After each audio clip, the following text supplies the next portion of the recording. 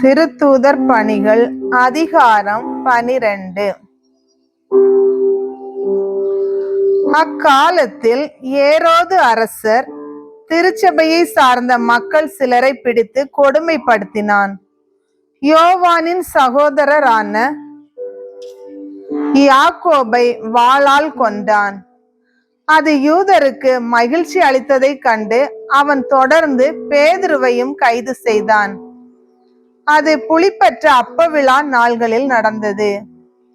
அவரை பிடித்து சிறையில் அடைத்து காவல் செய்யுமாறு 4 படைவீரர் கொண்ட 4 குழுக்களிடம் அவன் ஒப்புவித்தான்.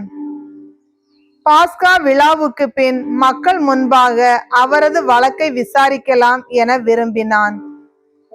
பேதுரு இவ்வாறு சிறையில் காவலில் வைக்கப்பட்டிருந்த போது திருச்சபை அவருக்காக கடவுளிடம் உருக்கமாக வேண்டியது. ஏரோது அவரது வழக்கை கேட்பதற்கு முந்தின இரவில் பேதுரு படைவீரர் இருவருக்கு இடையே 2 சங்கிலிகளால் கட்டப்பட்டு தூங்கிக் கொண்டிருந்தார். காவலர்கள் வாயிலுக்கு முன் சிறையை காவல் செய்து கொண்டிருந்தார்கள். அப்போது ஆண்டவரின் தூதர் அங்கு வந்து நின்றார். அறை ஒளிமயமாகியது. அவர் பேதுருவை தட்டி எழுப்பி, உடனே எழுந்திடும் என்று கூற சங்கிலிகள் அவர் கைகளில் இருந்து கீழே விழுந்தன. வானதூதர் அவரிடம், இடைக்கச்சையை கட்டி மிதியடிகளை போட்டுக்கொள்ளும் என்றார். அவரும் அவ்வாறே செய்தார். தூதர் அவரிடம், உமது மேலுடையை அணிந்து கொண்டு என்னை பின்தொடரும் என்றார். பேதுரு வானதூதரை பின்தொடர்ந்து சென்றார். தூதர் மூலமாக நடந்தவை எல்லாம் உண்மை என்று அவர் உணரவில்லை. ஏதோ காட்சி காண்பதாக அவர் நினைத்து கொண்டார். அவர்கள் 1ஆம் காவல் நிலையையும் 2ஆம் காவல் நிலையையும் கடந்து நகருக்கு செல்லும் இரும்பு வாயில் அருகே வந்தபோது அது அவர்களுக்கு தானாகவே திறந்தது. அவர்கள் வெளியே வந்து ஒரு சந்து வழியாக சென்றார்கள்.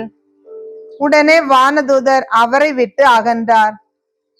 பேதுரு தன்னுணர்வு பெற்றபோது ஆண்டவர் தம் வானதூதரை அனுப்பி ஏரோதின் கையினின்று என்னை விடுவித்து யூத மக்கள் எதிர்பார்த்த எதுவும் நிகழாதவாறு என்னை காத்தார் என்று நான் உண்மையாகவே அறிந்து கொண்டேன் என்றார். அவர் யாவற்றையும் புரிந்து கொண்டவராய் மார்க்கு எனப்படும் யோவானின் தாயாகிய மரியாவின் வீட்டுக்கு போனார்.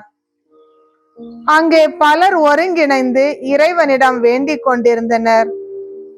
அவர் வெளிக்கதவை தட்டிய போது ரோதி என்னும் பெயருடைய பணிப்பெண் தட்டியது யாரென பார்க்க வந்தார்.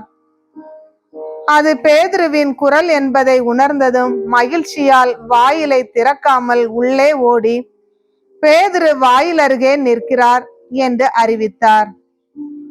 அவர்கள் அவரை நோக்கி, உனக்கு பித்து பிடித்து விட்டதா என்று கேட்டார்கள். ஆனால் அவர் அது உண்மையே என்று வலியுறுத்தி கூறினார். அதற்கு அவர்கள், அது அவருடைய வானதூதராய் இருக்கலாம் என்றார்கள். பேதுரு விடாமல் தட்டிக்கொண்டே இருந்தார். கதவை திறந்தபோது அவர்கள் அவரை கண்டு மலைத்து போனார்கள். அவர்கள் அமைதியாய் இருக்குமாறு பேதுரு கையால் சைகை காட்டி ஆண்டவர் எவ்வாறு தம்மை சிறையில் இருந்து வெளியே கூட்டி வந்தார் என்பதை அவர்களுக்கு எடுத்துரைத்து யாக்கோபுக்கும் மற்ற சகோதரர் சகோதரிகளுக்கும் இதை அறிவிக்குமாறு கூறினார். பின்பு அவர் புறப்பட்டு வேறொரு இடத்துக்கு போய்விட்டார். பொழுது விடிந்ததும் பேதுருவுக்கு என்ன ஆயிற்று என்பது பற்றி படை வீரர்களிடையே பெரும் குழப்பம் ஏற்பட்டது. ஏரோது அவரை தேடி பார்க்க செய்தான். அவரை காணாததால் காவலரை விசாரித்து அவர்களுக்கு மரண தண்டனை விதித்தான். பின்பு பேதுரு யூதேயாவை விட்டு செசரியா சென்று அங்கே தங்கினார். ஏரோது தீர் சீதோன் மக்கள் மீது கடுஞ்சினம் கொண்டிருந்தான். அவர்கள் மனம் ஒத்தவர்களாய் ஏரோதுவை காண வந்தார்கள். அவர்கள் அரண்மனை அந்தப்புற அதிகாரியான பிலாஸ்துவின் நல்லெண்ணத்தை பெற்று அரசனோடு நல்லுறவு ஏற்படுத்திக் கொள்ள விரும்பினார்கள். ஏனெனில் அரசனின் ஆட்சிக்குட்பட்ட பகுதிகளில் இருந்துதான் அவர்கள் உணவுப் பொருள்களை பெற்று வந்தார்கள். குறித்த நாளில் ஏரோது அரச ஆடை அணிந்து மேடையில் அமர்ந்து அவர்களுக்கு உரையாற்றினார். அப்போது மக்கள், இது மனித குரல் அல்ல, கடவுளின் குரல் என்று ஆர்ப்பரித்தனர். உடனே ஆண்டவரின் தூதர் அவனை அடித்தார். ஏனெனில் அவன் கடவுளை பெருமைப்படுத்தவில்லை. அவன் புழுத்துச் செத்தான். கடவுளின் வார்த்தை மேன்மேலும் பரவியது. பர்னபாவும் சவுலும் தங்கள் திருத்தொண்டை முடித்த பின் மார்க்கு எனப்படும் யோவானை கூட்டிக் கொண்டு எருசலேமில் இருந்து திரும்பி சென்றனர். ஆண்டவரின் அருள்வாக்கு.